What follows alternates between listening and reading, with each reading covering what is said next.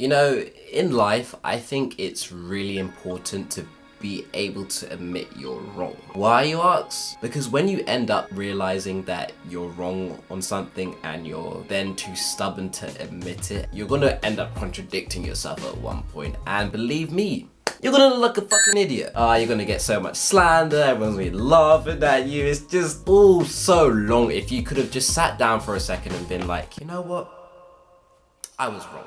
Right, so where am I going with this? I want to take you guys back in 2016. Now, 2016 was a really different time because I was revising for my GCSEs. Big exams, okay? Big exams. They were just the main focus of that year. So, what was I doing towards the lead up to my exam? We were revising. When I say we, I'm talking about me and a friend. We would jump in a call and go over some past papers, and we would just like go through them, time ourselves and just write stuff down, and at the end of it we'd go through the answers. By the way, don't revise in an online call if you know you're not going to revise. So at the end of one session he turns to me and goes, hey, do you listen to K-pop?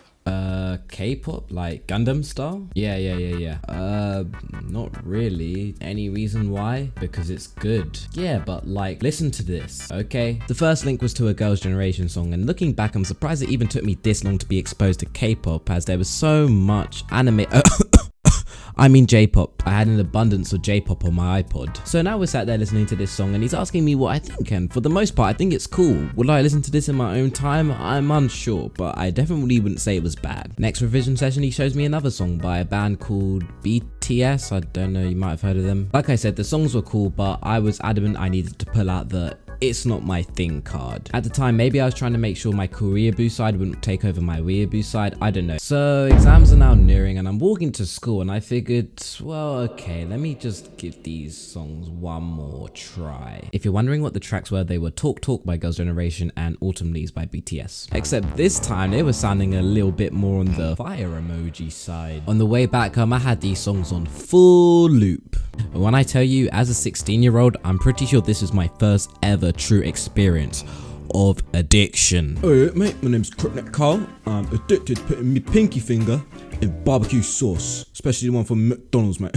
My name's Rooster Grin Ryan, and I just can't help but snap twigs in half, cause goddamn it feel good. Oh my gosh, I'm actually doing this. My name's Karen, 55, and I just always, for no reason whatsoever, need to speak to your manager.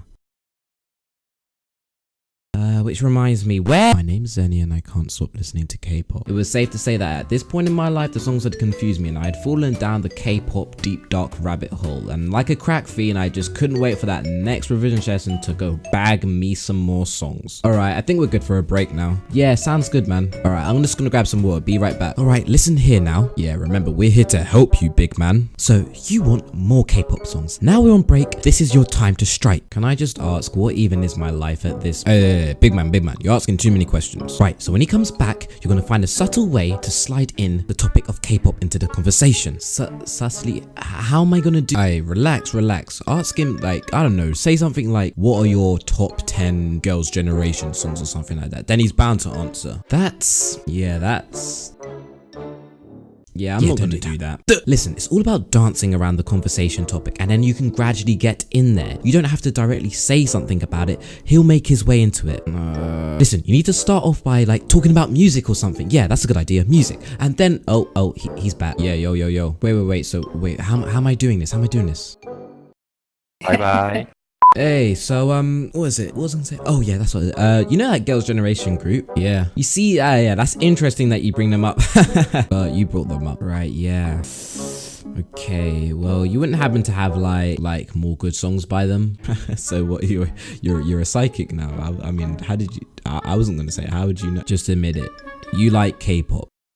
Don't you? Now, this break was different. I was exposed to more than just new songs. I was exposed to my first actual music video, and of course, I liked it. He explained to me that people have these things called a bias. Like the word would suggest, you basically pick a member of a group that you like the most, and for all the weebs out there, it's basically like a K-pop version of a waifu. This progressed into the process of watching random K-pop videos, groups dancing, performing, being on TV. I even ended up edging towards K-drama. But I I didn't fall into that hole. Now, here's where things start to get bad. Now, after all this revision, it's finally time to actually sit my exams. Years of build-up, months of preparation, and I was finally sitting in that exam hall. I take my seat, pen in hand, hand on paper. And as soon as I open the exam paper, I swear to you that the music just started blasting around in my head. I swear. Genuinely, this is not an exaggeration. When I think back to exam period, all I can remember is how I sat through my exams with K-pop stuck in my head. I got really concerned the first time it happened because I was worried that my concentration would be knocked. But it might sound crazy, but I ended up getting used to it and using it to my advantage. You see, exam pressure was something I didn't want to fall victim to. So, having K-pop in my head helped me remain calm, but also remind me of the times I was revising. Yeah, that sister song was sure good. I remember back when I first heard it. Oh yeah, what was I revising? Chemistry. And all the chemistry revision would come into my head. I know this sounds really dumb. It sounds really dumb for me even recording this right now, but I'm not lying when I tell you this actually happened. Now, after going through many exams, all I needed to ensure is that this technique would just help me in my maths exam, because I suck at maths. I remember my last maths exam, one of the supervisors that make sure you don't cheat was walking around and decided to take a seat on an empty free stool and ended up going arse up and falling over. Now the whole hall went silent but tried to contain their laughter. I could not believe that this just happened in our maths exam. The dude behind me found it way too funny and a group of teachers ended up harassing him to be quiet, and all I can hear is, What are you doing? I'm doing my maths exam. You can't harass me like this. This is all fun and games at the time, but when you realize, oh, I've never passed a maths exam, let's just say the sweat was real, but I had the power of K-pop to get back in the zone. Fast forward to one of the most relieving but stress-inducing summers of my life. We're now at results day and it's time to find out how your boy did. But you read the title, you know everything was good. I passed everything. We out here going on to college. I was wrong. K-pop's decent and it definitely did a decent job at saving my life for exam period. I'm aware that not everyone likes it, but I actually think it is one of those genres where there is a song or two in there that is for everyone. I feel like there was a reason why Gangnam Style was so popular. I guess you can't knock it till you try it. I do think it was a bit of a phase for me because I see how the fandom's only grown more from when I first got into it, and I don't really keep up too much with the K-pop scene too much these days. I'd say I lean more on the side of casual listener. I'm saying this so I don't seem like a weird crazy K-pop addict.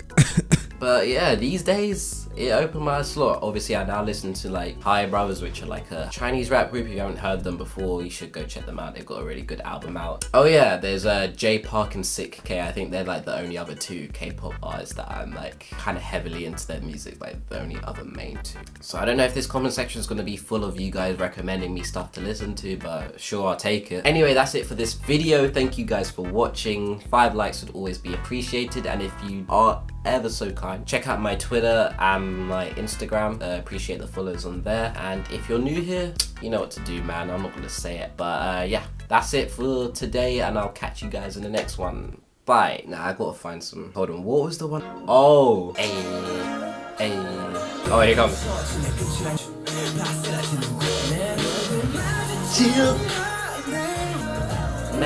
Never focus. Oh no, there's too many bangers on this, but oh no, that. Oh my gosh, this song.